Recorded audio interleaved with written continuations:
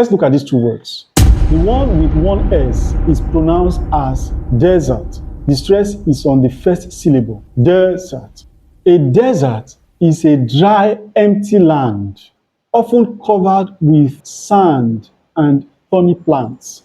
Now, the one with double S is pronounced dessert, and it means sweet treat you eat after a meal. The difference is in the spelling. If you ever have a challenge with distinguishing between the one with one S and the one with the two S's, just remember that the one with one S is so dry that it can't take another S. That's a desert, a dry, empty land. And the one with two S's, dessert, is so sweet that it deserves an extra S. Disinterested and uninterested are not the same thing. Disinterested means neutral, unbiased, impartial. It describes someone who has no personal stake in a situation. A good judge should be disinterested, meaning they don't take sides. They are neutral, unbiased. They only care about fairness. Now, uninterested means not interested, bored, or indifferent. For example, this student is very uninterested in the lesson. That means he just doesn't care. He's uninterested. So remember, if you are uninterested, you don't care.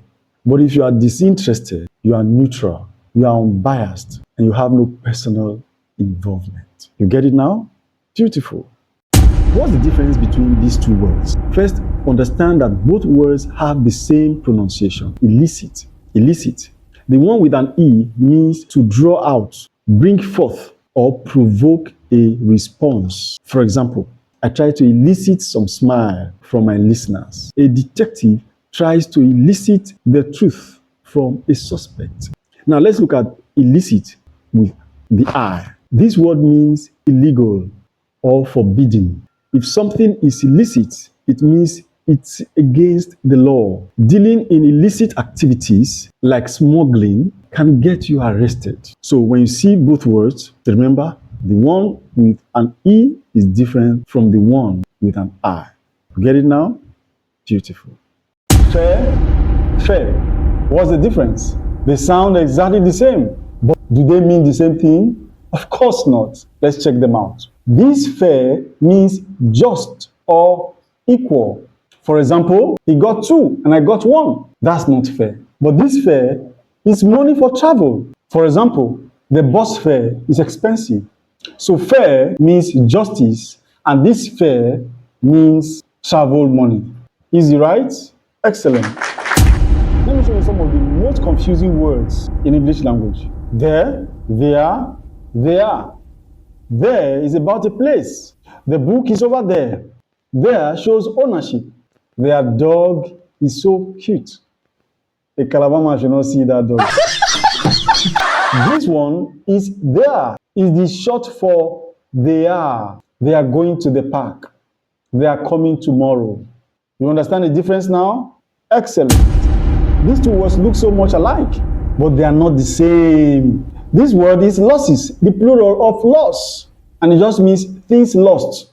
For example, the company reported significant losses this year, but this other one is loses. Loses. It's a singular verb, and that's the opposite of wins. She wins, he loses. He always loses his wallet. This one is losses, and it means things lost, and it's a noun. This one is loses, the opposite of wins, and it's a verb. They are not the same. You get it now? Excellent. Lose and lose. Lose is a verb meaning to misplace or fail to keep something. For example, I don't want to lose my wallet. On the other hand, lose is an adjective meaning something is not tight or secure. There are less than 10 students in class today. We made less mistakes this time. Those sentences are incorrect. Understand this. Fewer is used when talking about countable things, countable nouns, things that can be counted individually. On the other hand, less is used when talking about uncountable things, things that cannot be counted individually.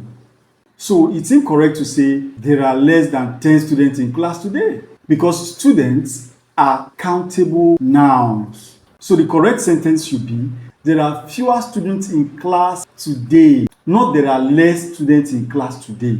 The same way, you can't say he made less mistakes this time because mistakes are countable nouns. So the correct sentence should be he made fewer mistakes this time. Do you understand it now?